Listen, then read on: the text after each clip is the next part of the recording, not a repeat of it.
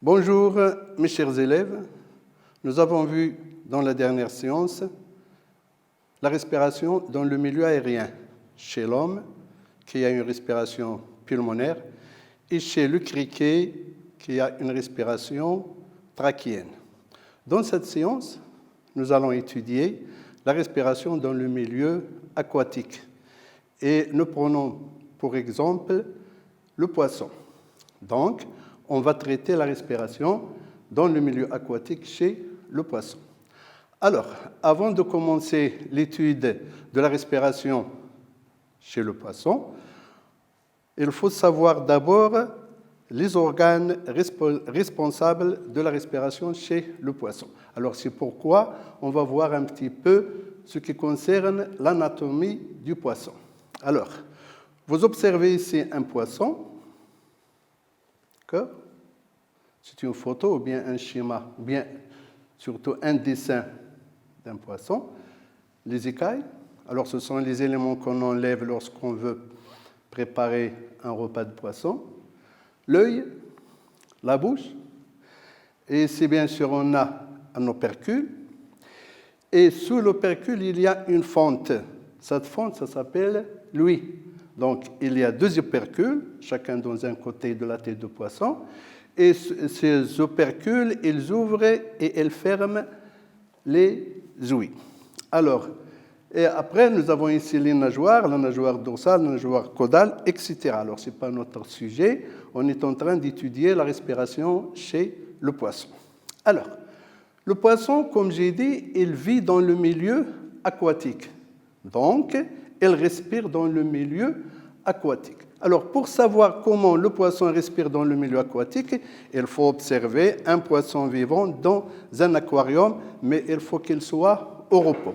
Donc, on va commencer par la vidéo. Voilà. Alors, dans la vidéo, nous observons un poisson rouge.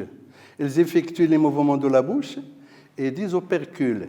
Ces opercules servent à fermer et à ouvrir les ouïes. Donc, les mouvements de la bouche et des opercules sont alternés et ils sont bien sûr continus et de façon rythmique. Lorsque la bouche s'ouvre, les ouïes se ferment.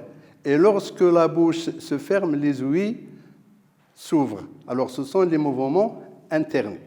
Donc, nous avons vu dans la vidéo que le poisson effectue des mouvements alternés de la bouche et des opercules.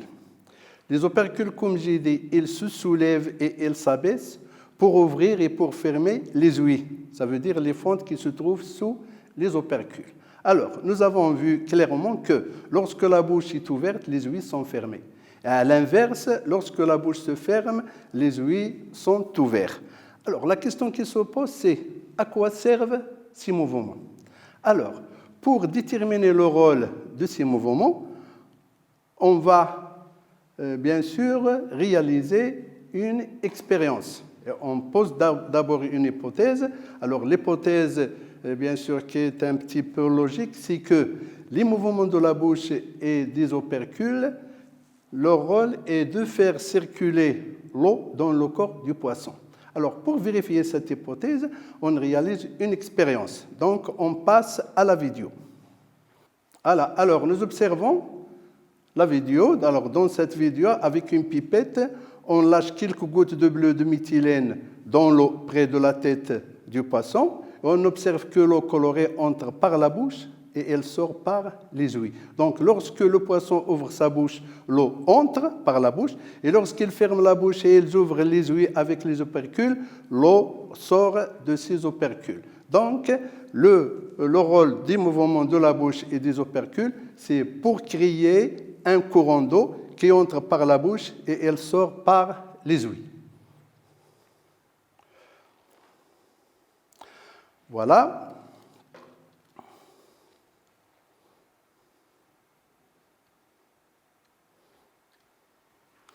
Alors, pour récapituler, nous avons ici quelques dessins. Le poisson, avec la pipette, on dépose les gouttes de bleu de méthylène. Il ouvre la bouche et il ferme les ouïes. L'eau entre par la bouche. Et lorsqu'il ferme sa bouche et il ouvre les ouïes, l'eau sort des ouïes. Donc, le poisson effectue les mouvements de la bouche et des opercules pour créer un courant d'eau. Et ce courant d'eau entre par la bouche et il sort par les yeux. Une autre question, à quoi sert ce courant d'eau? Alors, pour déterminer à quoi sert ce courant d'eau, on va voir bien sûr une autre manipulation, une autre expérience. Donc, nous avons ici un poisson à l'intérieur de l'eau. L'eau, elle contient de l'oxygène dissous. Alors, l'oxymètre marque 9 mg de l'oxygène par litre dans l'eau, où vit le poisson. On verse bien sûr de l'eau où vit le poisson dans l'eau de chaud. L'eau de chaud reste toujours limpide. Alors, qu'est-ce qu'on peut conclure de cette expérience ou bien de cette manipulation? Que l'eau contient de l'oxygène dissous et il ne contient pas de dioxyde de carbone. Pourquoi on a conclu qu'il ne contient pas de gaz carbonique, de dioxyde de carbone? Parce que cette eau ne trouble pas l'eau de chaud. Après presque 30 minutes, que devient cette expérience? L'oxymètre marque 6 mg d'oxygène par litre à la fin de l'expérience. L'eau trouble l'eau de chaud. Alors, il y a une diminution de l'oxygène dans l'eau et il y a apparition du gaz carbonique. La diminution de l'oxygène est due à sa consommation par le poisson. Et le dioxyde de carbone qui apparaît, il est rejeté par le poisson. Alors, dans le début de l'expérience, l'eau est riche en dioxygène, et ne contient pas de gaz carbonique.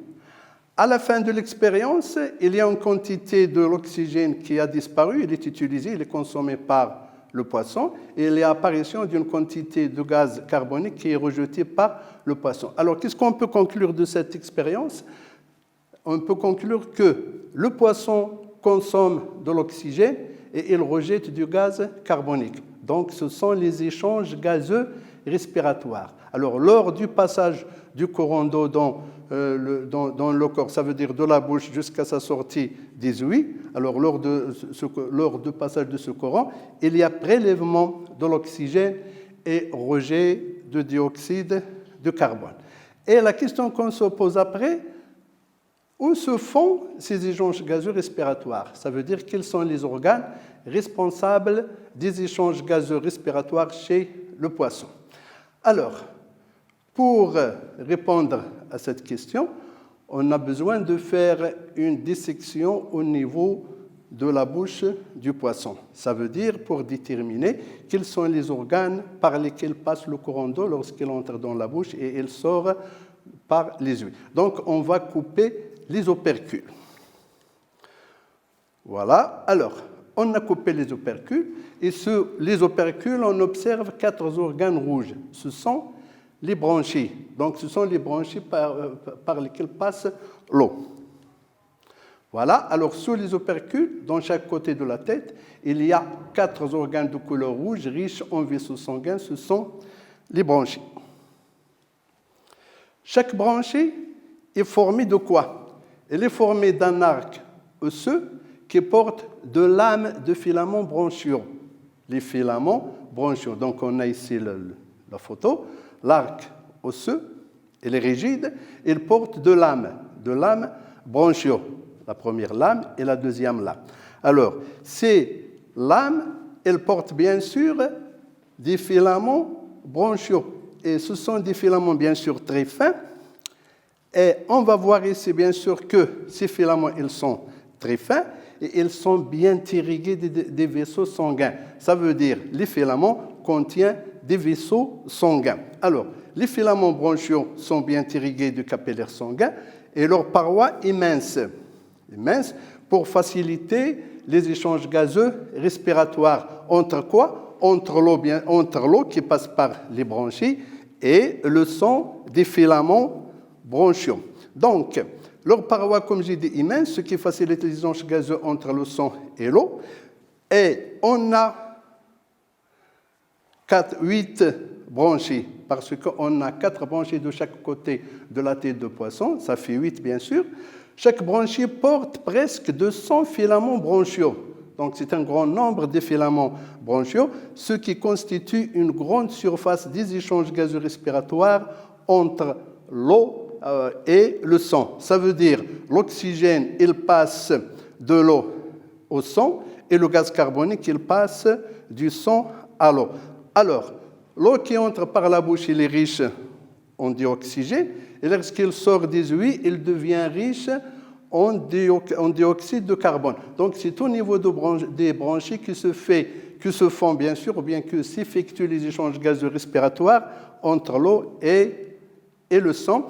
Et nous avons vu, bien sûr, qu'il y a une grande surface des échanges formée par un grand nombre de filaments branchiaux. Alors, regardez-moi ici, dans cette illustration, l'eau riche en oxygène dissous entre par la bouche. Il va passer par les branchies. Et dans les branchies, l'eau s'appauvrit en oxygène et s'enrichit en CO2. Cet oxygène est transporté par le sang vers les cellules. Et ce sont les cellules qui consomment l'oxygène et elles rejettent le gaz carbonique, ça veut dire le dioxyde de carbone.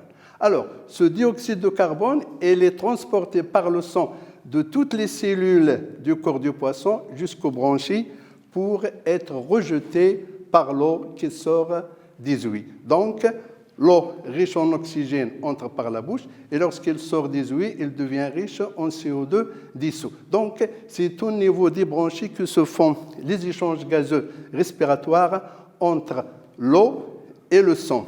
Et le sang, il joue le rôle de transporteur de l'oxygène des branchies vers les cellules et des cellules vers les branchies.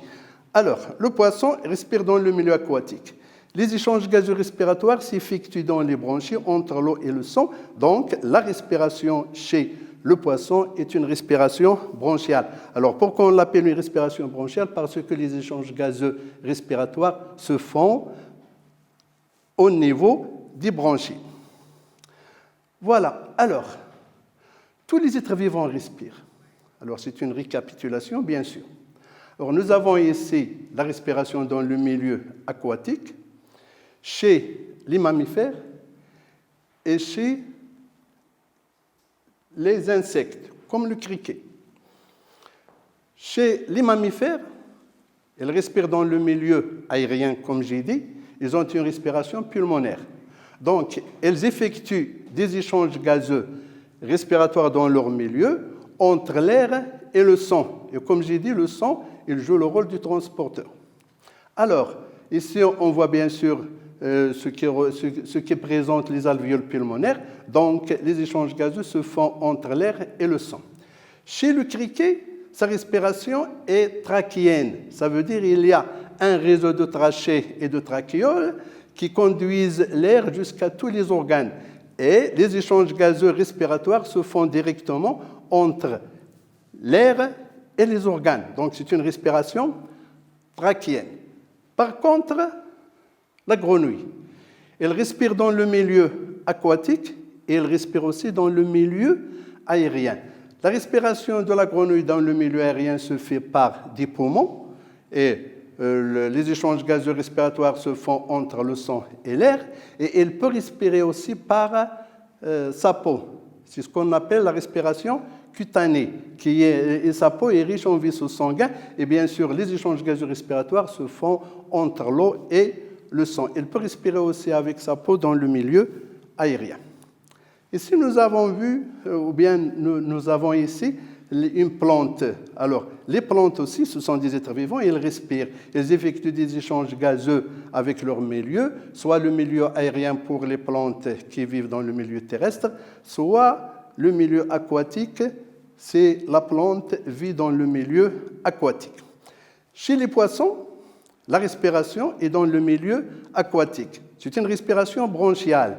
Les échanges gazeux respiratoires se font entre le sang au niveau des branchies et l'eau. Donc, le poisson, il prélève l'oxygène dans l'eau et il rejette le CO2. Alors, tous les êtres vivants, comme j'ai dit, les animaux et les végétaux respirent. Pour vivre, bien sûr, parce que la respiration, c'est une fonction vitale. Tous les animaux, pour vivre, ou bien tous les êtres vivants en général, doivent respirer pour vivre. Ils effectuent des échanges gazeux respiratoires avec leur milieu de vie, soit le milieu aérien, soit le milieu aquatique. Chaque être vivant est adapté à son milieu de vie. Qu'est-ce que ça veut dire? Il est adapté à son milieu de vie. Ça veut dire qu'il a des organes qui lui permettent de respirer dans son milieu. Est-ce qu'on peut respirer dans le milieu aquatique avec les poumons? Bien sûr, non. Ou bien avec les branchies? Bien sûr, non. Mais pour respirer dans le milieu aquatique, il faut des branchies. Par contre, dans le milieu aérien, la respiration est pulmonaire ou bien trachéenne. Donc, chaque être vivant est adapté à la respiration dans son milieu. Donc, il possède des organes qui lui permettent de prélever le dioxygène dans son milieu et de rejeter le dioxyde de carbone. Alors, nous avons ici un tableau qui récapitule la respiration dans les différents milieux. Nous avons ici, dans cette case, le milieu de vie, les animaux, les mouvements respiratoires, les échanges gazeux respiratoires, les organes respiratoires et le mode de respiration, ça veut dire le type de respiration. Dans le milieu aérien, nous avons ici deux exemples, l'homme et le criquet. Les mouvements respiratoires chez l'homme se font avec la cage thoracique, ça veut dire avec les côtes. C'est la cage thoracique qui se gonfle et se dégonfle. Il se gonfle et il se rétrécit. Et les échanges gazeux se font bien sûr entre l'air et le sang. Au niveau de quoi? Au niveau des poumons. Alors c'est pourquoi on appelle la respiration chez l'homme une respiration pulmonaire. Par contre, le criquet, il vit lui aussi dans le milieu aérien. Les mouvements respiratoires se font avec son abdomen qui se dilate et se contracte. Et les échanges gazeux se font entre l'air et les organes. Alors nous avons dit que l'air qui entre par les stigmates dans l'abdomen du criquet, cet air est conduit par un réseau de trachées et de trachéoles vers tous les organes où se font les échanges gazeux respiratoires directement entre les cellules et l'air. Alors, les organes, bien sûr, respiratoires chez le criquet, comme j'ai dit, ce sont les trachées et les trachéoles. Donc, il a une respiration trachéenne. Passons maintenant au milieu aquatique. Alors, l'exemple, c'est le poisson. Les mouvements respiratoires s'effectuent avec la bouche et les opercules. Nous avons vu que ces mouvements sont alternés. Ça veut dire la bouche, lorsqu'il s'ouvre, les ouïes sont fermées par les opercules. Et lorsque la bouche est fermée, les ouïes sont ouvertes par le soulèvement des opercules. Alors, les échanges gazeux respiratoires, ils se font entre l'eau et le sang. Au niveau de quoi? Au niveau des branchies. Alors, c'est pourquoi on appelle la respiration chez le poisson une respiration branchiale. Et nous avons vu la grenouille, elle peut vivre dans le milieu aérien, comme elle peut vivre dans le milieu aquatique. Elle vit dans le milieu aquatique, surtout dans la vase, en période d'hibernation. Donc, en période d'hibernation, bien sûr, la grenouille, elle prend, bien sûr, elle vit à l'intérieur de la vase, sous les rochers et sous la vase qui est humide. La vase humide, ça veut dire qu'il contient de l'eau. Donc, la grenouille, dans le milieu aérien, elle respire avec les poumons. Les mouvements respiratoires sont assurés par le plancher buccal qui s'abaisse et se soulève pour permettre la ventilation dans les poumons. Ça veut dire pour permettre l'entrée de l'air et la sortie de l'air aux poumons. Donc, les échanges gazeux respiratoires chez la grenouille, en ce qui concerne sa respiration aérienne, se fait entre l'air et le sang. Donc, c'est une respiration pulmonaire. Nous avons dit qu'il peut respirer aussi dans le milieu aquatique. Alors, il n'y a pas de mouvement respiratoire parce que chez la grenouille, la respiration dans le milieu aquatique se fait par sa peau. C'est une respiration cutanée et les échanges gazeux respiratoires se font entre l'eau et le sang. Donc, c'est une respiration cutanée. Alors, je crois que notre leçon touche à sa fin. Merci de votre attention. À bientôt dans la séance prochaine. Merci.